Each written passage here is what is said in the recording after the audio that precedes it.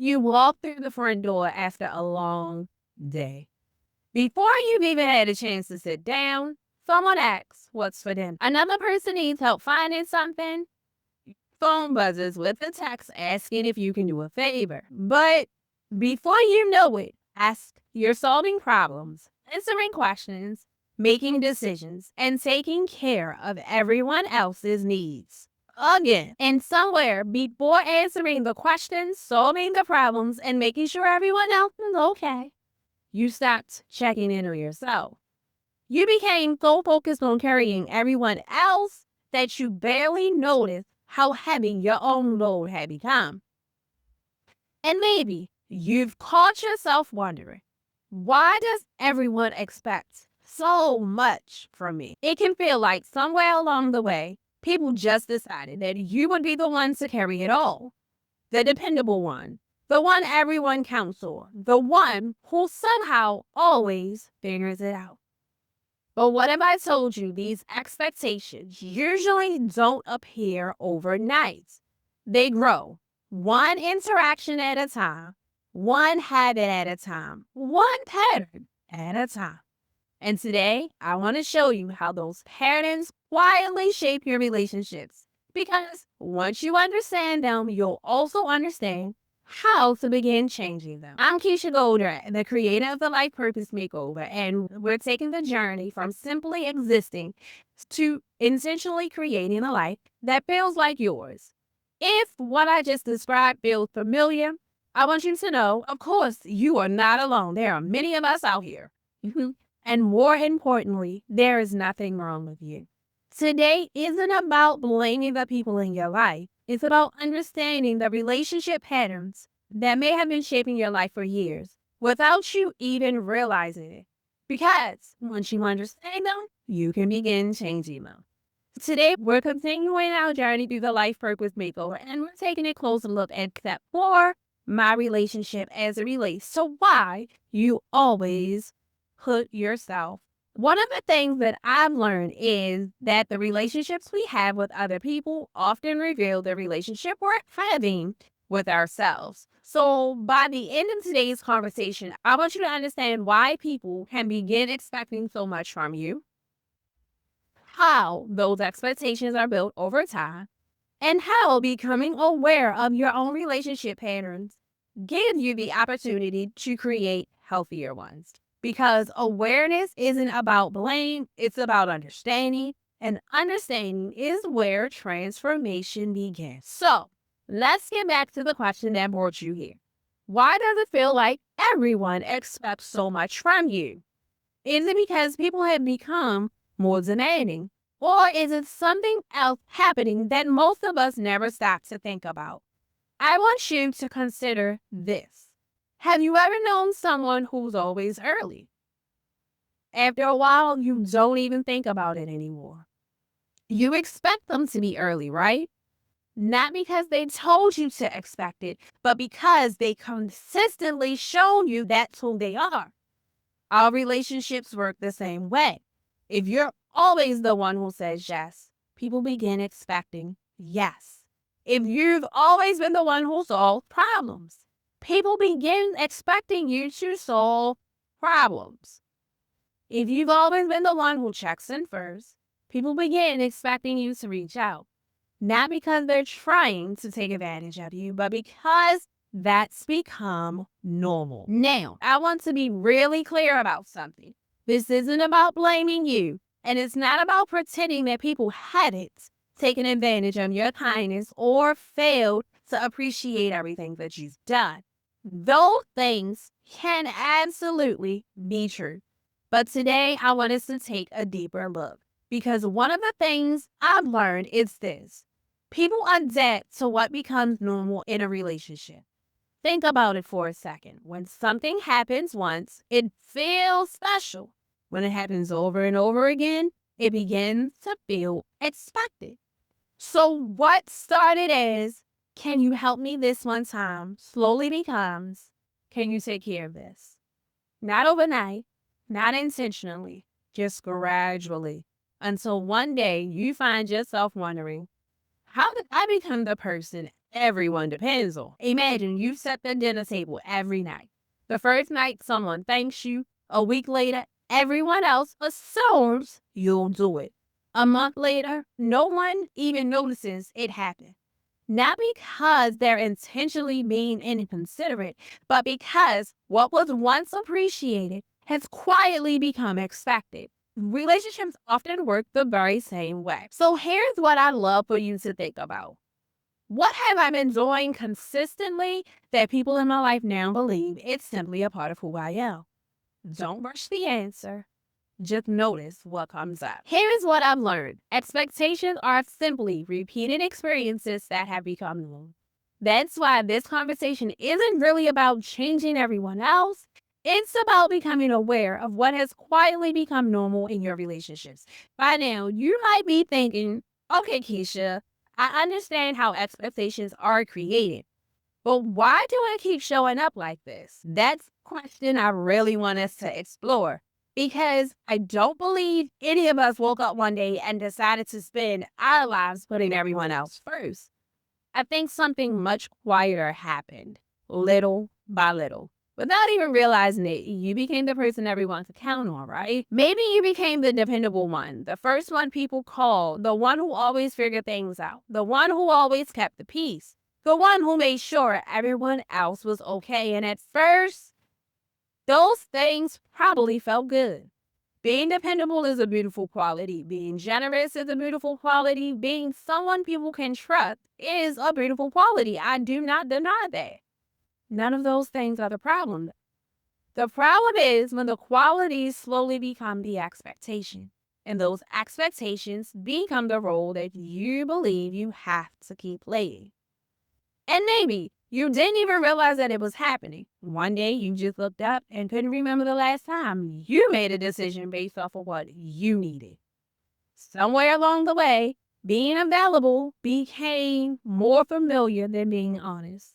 Not because you wanted it that way, but because that's who you believed you needed to be. Here's something that I've learned. There's a difference between choosing to help and feeling responsible for everyone. Choosing comes from freedom. Feeling responsible comes from pressure. From the outside, those two women can look exactly the same. They're both caring. They're both generous. They're both showing up for the people they love.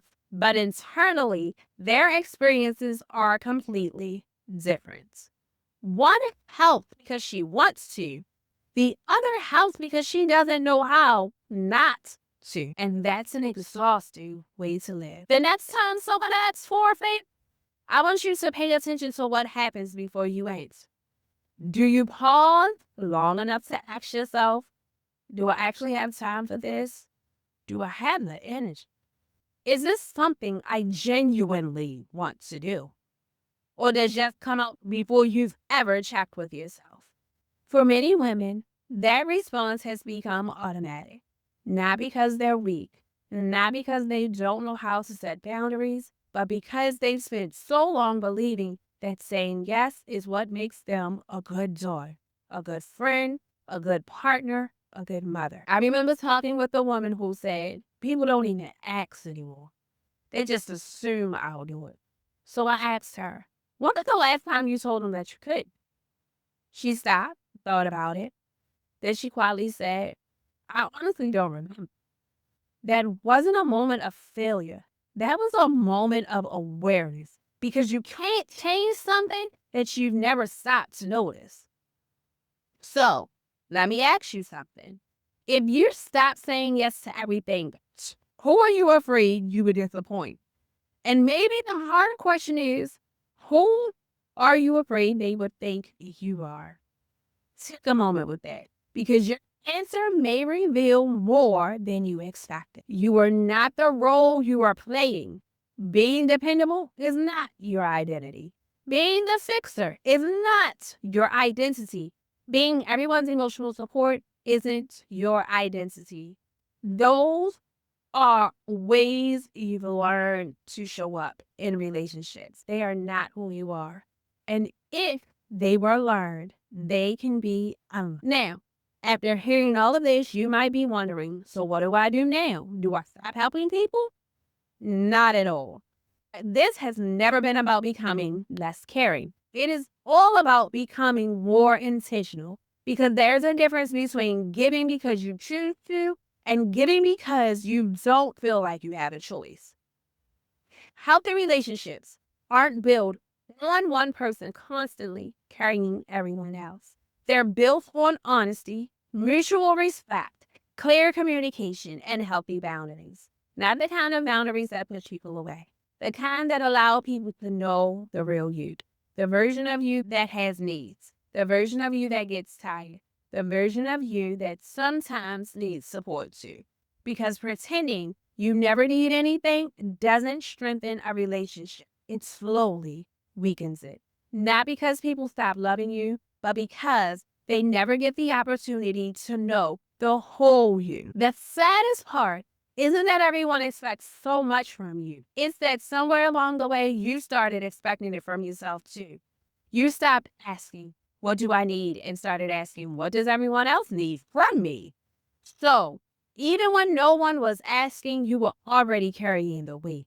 Imagine a friend calls and asks if you can help her move this weekend.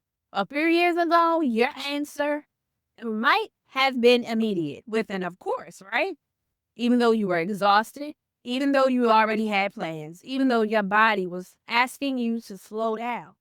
But now, instead of answering automatically, you pause. You check in with yourself. You ask, do I have the capacity to do this? And if the answer is no, you might say, I'd really like to help, but I'm not available this weekend. That's not selfish. That's honest. And honesty creates healthier relationships than resentment ever will. Think about the healthiest relationship in your life. I bet they have something in common. Neither person has to pretend. Neither person has to earn love by constantly proving their worth. Both people have the freedom to be honest about what they can give and what they can't. That's what healthy relationships make room for. Here's what I want you to do. Where in your life have you been responding automatically instead of intentionally? Not because you're trying to become a different person, but because you're learning to become a more honest version of you. Let's go back to the question we started with. Why does everyone expect so much from you? Because expectations rarely appear overnight. They grow through repeated experiences over time. The people in your life learned what to expect because you consistently showed them the same version of you. The version that always figured it out. The version that rarely said no. The version that kept all needs to herself. That doesn't make you weak. It doesn't make you wrong. It simply helps explain how you got here. And once you understand how those expectations were created, you can begin creating new ones. One honest conversation, one intentional choice, one healthy boundary at a time. People don't learn boundaries from your words. They learn it from your pattern. Before we end today, I want you to think about one relationship in your life. Just one. And ask yourself, where have I been showing up from obligation instead of intention? What expectation has quietly become normal? What's one small way I can begin showing people a healthier, more honest version of me this week? Remember, this isn't about becoming lack loving. It's about making sure you don't lose yourself while loving other people. So today, we started with a simple question. Why does everyone expect so much from you? And hopefully, you can see that those expectations weren't created in one big moment. They were built over time, one interaction, one response, one repeated choice at a time. The beautiful thing is, the expectations can be created, they can also be changed, not by changing who you are, but by becoming more intentional about how you show up in your relationships. Because you don't have to stop being kind, you don't have to stop being generous, you don't have to stop loving the people in your life, and just have to stop believing that loving other people requires losing yourself. That's why this step is called My Relationship. Not because this journey is about fixing everyone else, because your relationships often reflect what you've come to believe about yourself. And every time you understand yourself a little more, you create the opportunity to show up differently. That's what the Life Purpose Makeover is all about. Not becoming someone new, becoming more intentional about the woman you've been all along. If today's conversation helped you see your relationships in a different way, I'd love to hear from you. Leave me a comment and answer the question. What expectation in one of your relationships have you realized didn't happen overnight? I read your comments because your reflections don't just encourage me, they encourage the woman reading alongside you. And if you know someone who's been carrying everyone else's expectations for far too long, share this video with her. She may need this reminder today. Next week, we're continuing our journey through Life Purpose Makeover into Step 5, My Belief System. Because once you begin recognizing your relationship patterns, the next question naturally becomes, where did those patterns come from? We'll explore how the beliefs you've been carrying, sometimes for years, quietly shape your relationship, your decisions, and the life you're creating, and why you tend to put yourself last.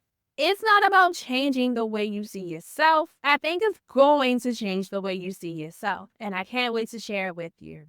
Take care of yourself, and remember, people don't learn your boundaries from your words. They learn from your patterns. And I'll see you guys in the next video.